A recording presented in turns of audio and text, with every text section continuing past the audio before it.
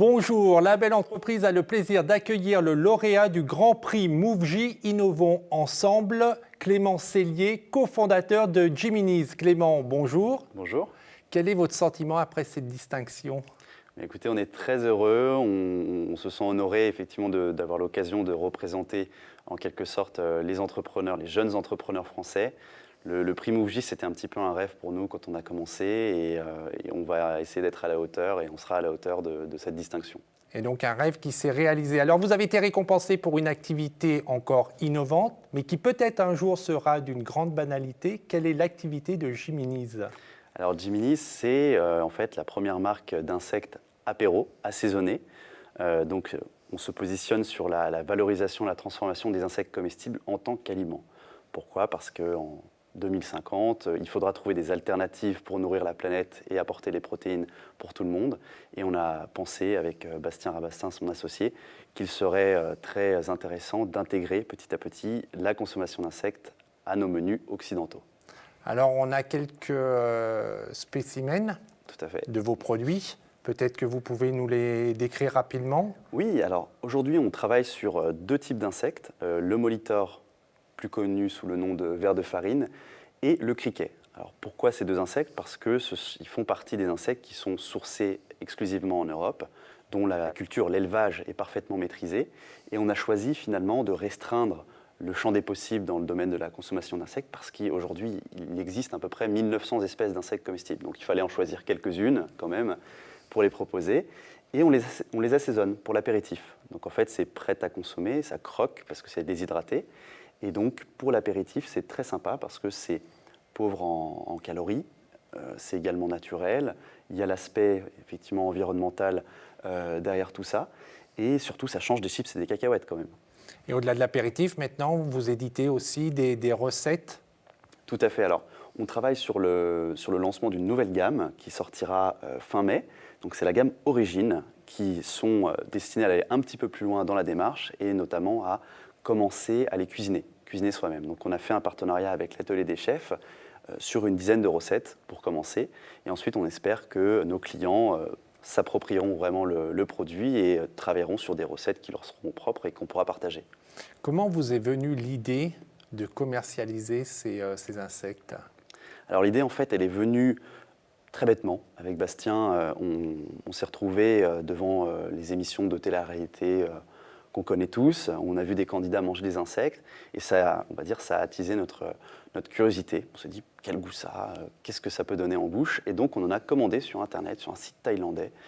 Et une dizaine de jours plus tard, on les a reçus. On a commencé à faire des expériences culinaires dans notre cuisine avec des quiches, des cupcakes et plein de choses. Il y avait des choses plutôt bonnes, d'autres qui étaient un peu moins bonnes. Mais c'est un ami à nous qui est chef cuisinier qui nous a dit « ça croustille, je verrais bien ça à l'apéro ». Donc on s'est exécuté, on a fait un petit assaisonnement au curry dans un premier temps. On a testé avec nos amis.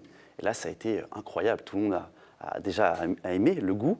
Et ensuite, il y a eu un phénomène de buzz immédiat qui était de je sors mon portable, je prends des photos, je les poste sur les réseaux sociaux.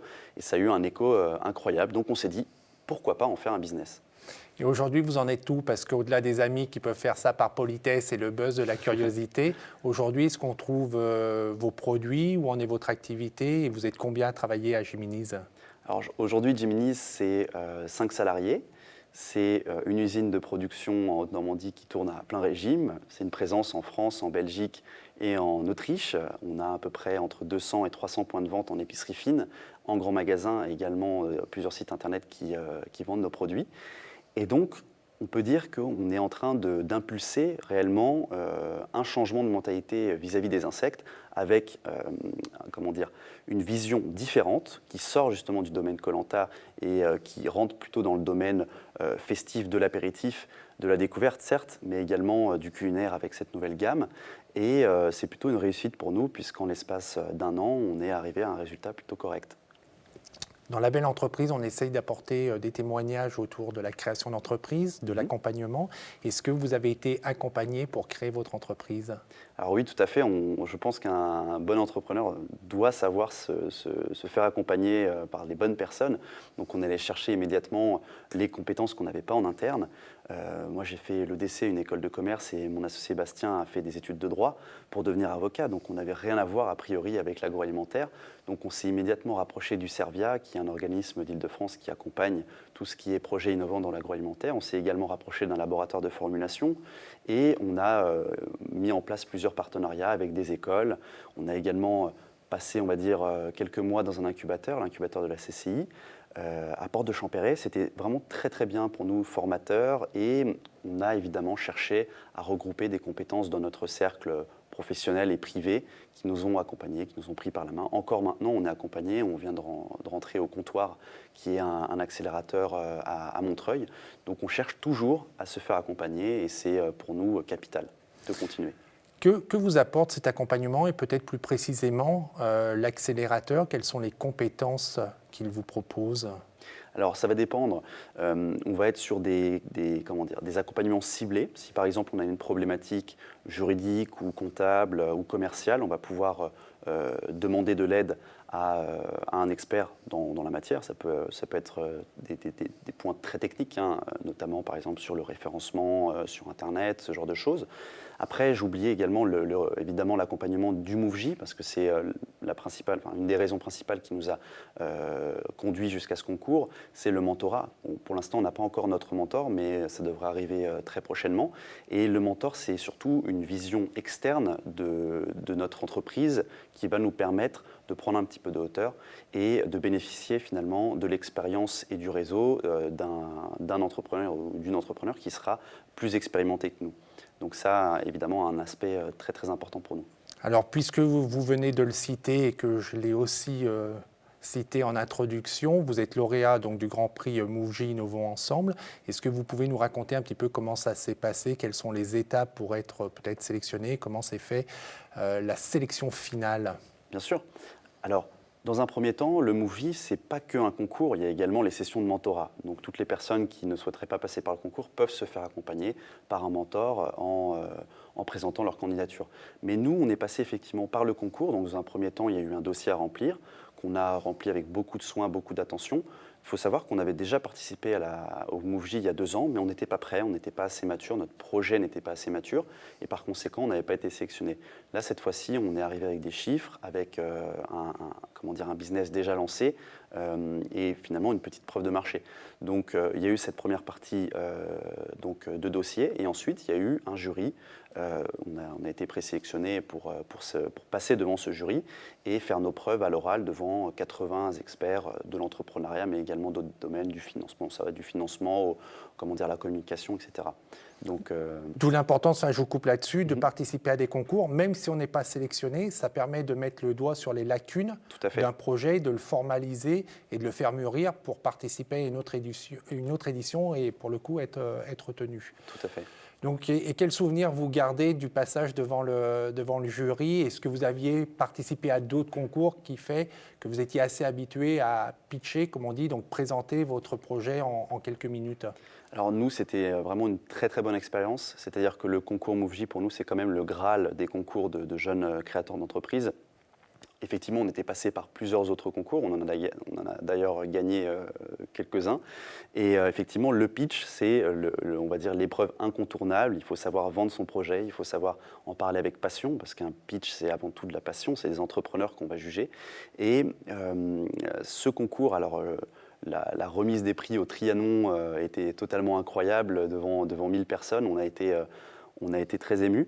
Et surtout, effectivement, ces concours, c'est également l'opportunité de confronter son projet à des personnes extérieures qui vont le challenger. Ça ne fait pas toujours du bien, c'est normal. Vous imaginez, les insectes, on a fait pas mal de sceptiques au début.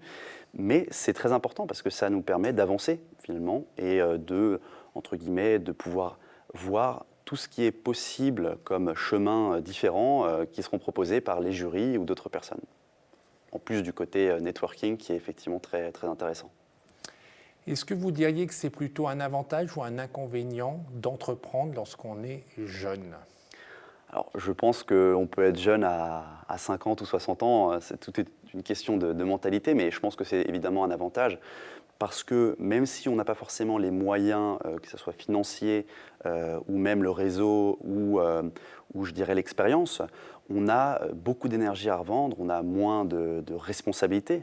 C'est vrai que je n'ai pas d'enfant, je n'ai pas de crédit pour l'instant, et par conséquent, on est peut-être plus libre d'oser des projets qui seront peut-être un petit peu disruptifs comme le nôtre. Je pense également à l'aspect formatage. Quand on a passé sa vie à travailler dans une entreprise, on a peut-être du mal à prendre du recul et à voir les choses d'une manière différente. Nous, on n'a pas tous, les jeunes, entre guillemets, en général, n'ont pas tout ce formatage et ces process en tête, ce qui fait qu'on est peut-être un peu plus souple, on va aller peut-être un peu plus loin, peut-être un peu plus vite, on va faire évidemment plus d'erreurs, mais c'est pour moi un avantage. Est-ce que des fois, vous avez quand même été renvoyé à votre jeunesse et des partenaires, par exemple, n'ont pas voulu aller plus loin parce qu'ils regrettaient votre manque d'expérience, ou c'est vraiment un handicap qui est surmonté aujourd'hui? On a l'habitude de voir de nombreux jeunes entreprendre et c'est plus un critère qui rentre en compte. Je pense que c'est beaucoup moins un critère qu'avant, effectivement, parce qu'avec les nouvelles technologies, les nouveaux business de l'IT, on peut finalement entreprendre à tout âge. Je prendrai l'exemple du lauréat du prix projet du MoveJ avec son Sensor Wake qui a 18 ans si ma mémoire est bonne et qui est déjà passé par Google et qui fait un véritable carton. Donc je pense que l'aspect, le critère jeunesse, en tout cas pour nous, n'a jamais été un problème. C'était plus l'aspect vraiment disruptif des insectes et de la consommation d'insectes qu'il a fallu surmonter, voilà, tout à fait, mais pas notre jeunesse, parce qu'on a beau être jeune, si on est bon, si on a des bonnes idées, c'est pas un frein, je pense. Quel est, au-delà donc effectivement de lutter contre les habitudes gastronomiques des Français, quelles sont les principales difficultés que vous avez rencontrées pour créer votre entreprise ?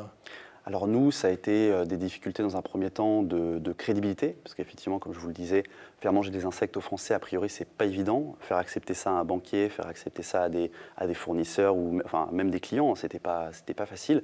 On a eu beaucoup de chance parce que on a rencontré les bonnes personnes. Il y a une part de hasard, évidemment, comme dans toute création d'entreprise, mais il y a également une part de provoquer son destin, puisqu'on a cherché à rencontrer les bonnes personnes, se faire entendre, bien s'entourer pour gagner en crédibilité, mais ça peut être également aller chercher les comptes clés parmi ses clients, parce que quand on a un grand client comme les Galeries Lafayette, on n'a pas forcément besoin de faire ses preuves après auprès de petits clients, entre guillemets, qui seraient un peu plus réticents au fait de vendre des insectes. Donc c'est vraiment tout un ensemble. Je prendrais éventuellement également l'aspect effectivement financement qui n'a pas forcément été facile. Mais comme vous le disiez tout à l'heure, je pense que dans les prochaines années, on verra de plus en plus d'insectes. Ça deviendra de plus en plus simple et évident de pratiquer cette activité.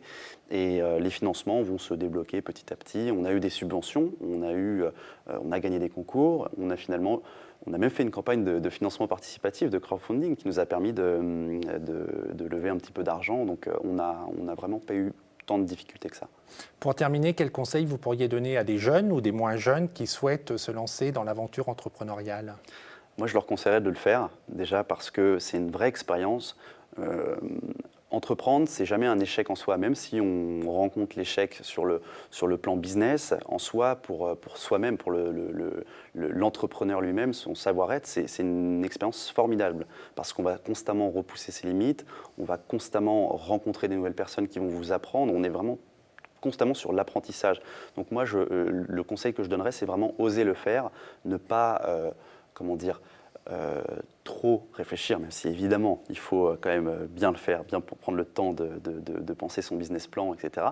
Mais il faut se lancer. Il faut se lancer. Moi, je suis très optimiste sur le fait de se lancer. C'est déjà un grand pas. Et il ne faut pas avoir peur de l'échec. Il faut se remettre en question et s'entourer. Clément, merci beaucoup et à nouveau félicitations Merci. Pour ce Grand Prix MoveJ Innovons Ensemble et puis plein de ventes et plein d'insectes. Merci beaucoup. Pour ceux qui voudraient en savoir plus sur Giminis et qui voudraient acheter ces insectes à consommer. Il y a un site internet, c'est www.jiminis.com. On en a beaucoup parlé tout au long de l'émission. C'est le mouvement, le MoveJ, qui a également son site internet www.moveJ.fr pour revoir l'une des 150 émissions La Belle Entreprise, c'est demain.fr. On se retrouve la semaine prochaine en attendant que le souffle de la création et que l'esprit de demain vous accompagne. Au revoir.